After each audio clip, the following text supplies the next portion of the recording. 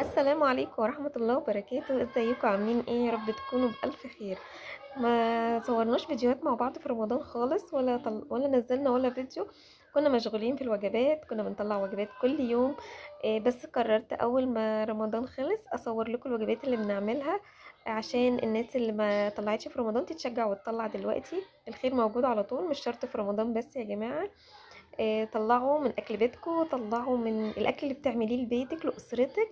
مش لازم تعملي حاجه مخصوص. احنا النهارده عملنا حاجه بره الصندوق خالص. عملنا محشي وفراخ. الناس نفسها تاكل الحاجات دي، واحنا بنبقى فرحانين لما نعمل حاجه بتبسطهم. طبعا انا عرفتكم الفيديو بيتكلم على ايه من المقدمه، بس حابين نكمل الفيديو مع بعض، ونحط لايك وشير واشتراك في القناه لو انتم مش مشتركين، وتفعلوا زر الجرس عشان يوصلكم كل جديد بعد كده. هنعمل مع بعض الوجبات والاوردرات بتاعتنا. طبعا مش وجبات بس، انا معايا شغل تاني في الفيديو، اتفرجوا عليه، الفيديو ممتع جدا. تعالوا نتفرج على الفيديو مع بعض. لو انتم مش مشتركين، وتفعلوا زر الجرس عشان يوصل لكم كل جديد بعد كده. ونبدأ بقى الفيديو بتاعنا، نشوف هنعمل فيه ايه. هنعمل بقى مع بعض هنا محاشي بقى كتير، وهنعمل ممبار، وهنعمل فراخ، ورز بالخلط، حاجات كتير جدا هتنفعنا في العزومات، وهيبقى شكلها شيك جدا. اول حاجه هنا معايا، طبعا انا بقشر كميه كبيره كده من البصل، عشان هحتاج في كل الحاجات اللي معايا بصل كتير يعني. والمحشي طبعا هنعمل خلطه محشي كتيره، والمحشي زي ما احنا عارفين بيحب ايه، بصل كتير. فانا هنا هقشر البصل بتاعي واغسله كويس جدا، واحط بقى معايا حله على النار فيها شويه زيت حلوين كده، وشويه سمنه برضو كويسين. المحشي يا جماعه لازم الدسم بتاعه يكون عالي شويه، عشان يبقى طعمه حلو معاكي. وبعد كده اقطع البصل بتاعي. بالنسبه بقى للبصل، انا مش بحب اعمله في الكبه، يعني بصل المحشي بحب اخرطه كده على ايدي، بيدي طعم ونكهه جميله جدا غير اللي بنعمله في الكبه. ولو انت بقى مش بتحبي البصل كده عادي، فرومي مفيش مشكله، بس هو كده بيبقى افضل بكتير وطعمه بيبقى احلى. نقطع بقى كميه البصل بتاعتنا اللي معانا. بصوا انا حاطه كميه سمنه وزيت قد ايه، يعني على قد كميه الصلصه اللي هعملها، انا هعمل كميه كبيره. فانتي يعني ما تحطيش شويه صغيرين كده، عشان بس ايه، يدي معاكي طعم حلو. هقطعهم واحمر البصله بتاعتي كويس.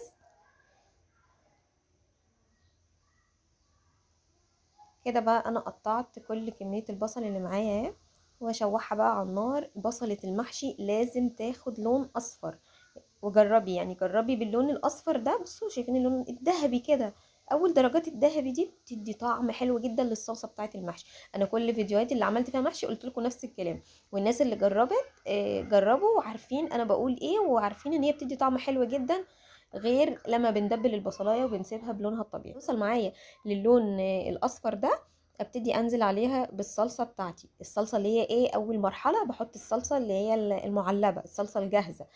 احط شويه كده، معلقتين ثلاثه كده من الصلصه دي، وادوبها مع البصله لحد ما نطلع بقى منها الماده الحافظه بتاعتها، والاقي لون السمنه والزيت بتاعي بقى لونه احمر من لون الصلصه، يعني لونه بقى احمر كده زي الصلصه، عشان لما اجي احط الطماطم بتاعتي تدي معايا اللون الاحمر الحلو. يعني ما احطش الصلصه واحط عليها الطماطم وكله على بعضه كده، لا، كده بتديكي لون حلو جدا وتخلي لون المحشي بتاعك احمر وجميل. طبعا انا اديتها شويه ميه عشان افك بيها الصلصه معايا كويس. اول ما شوحناها كده شويه والصلصه طلعت الماده الحافظه بتاعتها، انزل بقى بعصير الطماطم بتاعي واقلب كويس. وطبعا انتوا عارفين ان انا بحط الملح في الصلصه من الاول، نحط بقى الملح بتاعنا من الاول، ونسيب الصلصه تاخد وتدي مع نفسها كده لحد ما نخلص باقي الحاجه بتاعتنا، ونسلق بقى الكرنب بتاعنا، ونشوف هنعمل ايه تاني مع بعض. بس لو وصلتوا لحد هنا في الفيديو ما تنسوش تحطوا لنا لايك، ولو مش مشتركين في القناة نشترك ونفعل زر الجرس عشان يوصل لكم كل جديد بعد كده. هنا معايا طبعا حلة حطيت فيها مية بتغلي، وحطيت الكرنبة بتاعتي تتسلق. طبعا انا الحلة كده كبيرة، يعني خدت الكرنبية كلها فسهلت عليا الموضوع. سلقنا بقى الكرنب بتاعنا خلاص وخلصناه، هنسيبه بقى يبرد شوية، واما نيجي نحشي بنقطعه كده عشان ما نضيعش وقت مع بعض. انا طبعا هنا بقى بعد ما سلقنا الكرنب بتاعنا بنسيبه يبرد بقى كده شوية، ونشوف بقى الفراخ بتاعتنا نغسلها وننقعها كويس، عشان ايه، نسلقها على ما نحشي الكرنب. طبعا انا هنا جايبه كميه من الفراخ طبعا عشان شغل الاوردرات اللي معايا، وكمان عشان الوجبات. هنطلع وجبات. طبعا رمضان خلص، كل سنه وانتم طيبين، بس طبعا الخير ما بيخلص. فاحنا النهارده هنطلع وجبات محشي، ومعايا طبعا شغل اوردرات كمان. فهنكمل الفيديو مع بعض وهنشوف. انا هنا جايبه كميه كبيره، يعني جايبه حوالي 10 فراخ. هنقطعهم طبعا. هقطعهم بالشكل اللي انتوا شايفينه ده.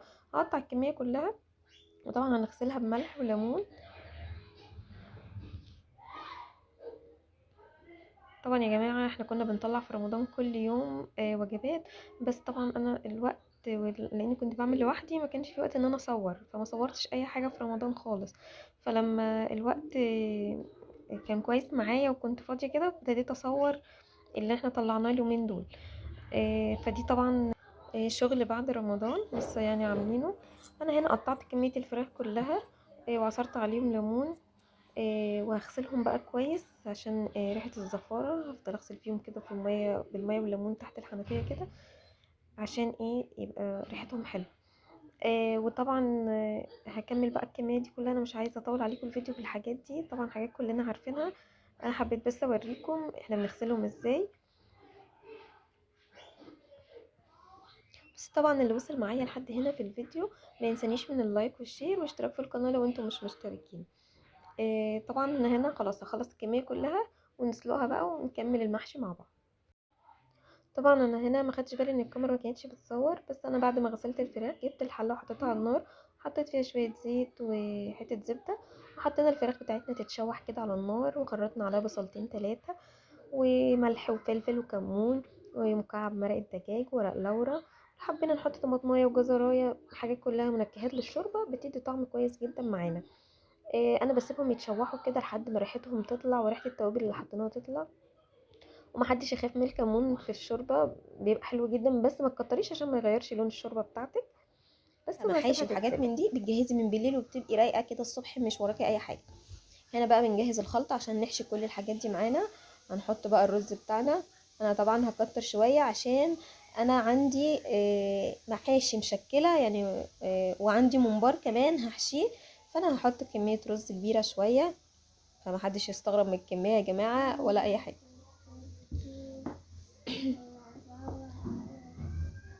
الرز ده حوالي 4 كيلو من الرز، عشان ايه يكفي كميه المحاشي دي معايا. اغسله بقى كويس مره واتنين وتلاته كده، وبعد كده نحطه على الصلصه بتاعتنا، نديله تشويحه كده على النار. بصوا زي ما انتم شايفين، عشان بس ايه ما ينزلش ميه في الصلصه ويبقى لونه مش حلو. واحط الخضره بتاعتي، كتري بقى في الخضره كتير. واحطي الخلطه بقى اللي احنا بنعملها مع بعض، اللي هي العيدان بتاعه الخضره مع قرنين فلفل بارد او حامي مع بصلايه صغيره، واضربيهم كده في الكبه. وعيشي حياتك بقى مع المحشي، بيدي نكهه حلوه جدا. نبتدي بقى ننزل بالتوابل بتاعتنا، كمون وكزبره وملح والسبع بهارات طبعا، او بهارات المحشي زي ما تحبي. ونقلب بقى كل ده، ورشه فلفل كده يعني ايه بسيطه. ونقلب بقى طبعا مع بعض. بصوا بقى الخلطه بتاعتنا بقت لونها احمر وجميله ازاي. افرش كده الورق الاخضر في الحله من تحت، وابتدي اقطع وانا بحشي كده زي ما انتوا شايفين. اخلص بقى كميه المحشي دي. طبعا انا صورته لكم على طول لان انا عملته من بالليل، بس انا جمعت الفيديو وانا بسويه على طول، يعني اللي هيتحشي كده ايه هنحط عليه الشوربه ونولع على طول، لان انا كده تاني يوم. اخلص بقى الكميه بتاعتي دي كلها، ونخلص الحله بتاعتنا دي. ونحشي طبعا المحشي المشكل هنحشيه طبعا، بس مش هوريهولكوا عشان ما نطولش عليكم الفيديو. وبرده هعمل الممبار، بس هو الصراحه الممبار انا نسيت اصوره وانا بحشيه. ده كده المشكل معايا اهو، فلفل والبتنجان والكوسه، وعملنا الكرنب خلاص. كده بقى هنولع خلاص على المحشي اهو. بصوا انا بحشيه كده، بحط الشوربه جواه وهو واقف كده، والكرنب بتاعي يا دوب الميه الشوربه تغطيه من فوق، لان الكرنب طبعا لسه بينزل ميه اصلا وهو بيستوي. انا كده اغطي واهز الحله بتاعتي كويس واولع عليه. طبعا انت لو حابه بقى تحطي طماطمايه كده مبشوره وبصلايه مبشوره مع الشوربه وانتي بتسقي بيها المحشي، بتدي ريحه حلوه جدا وتبقى حلوه جدا. كده بقى الممبار اهو، ميه مغليه طبعا، ونحط فيها الممبار واحد واحد كده. ونحط طبعا الملح والايه معطرات الشوربه بتاعتنا ونسيبه لحد ما يستوي معانا. وبعد كده نشوف هنعمل ايه تاني مع بعض. هنعمل مع بعض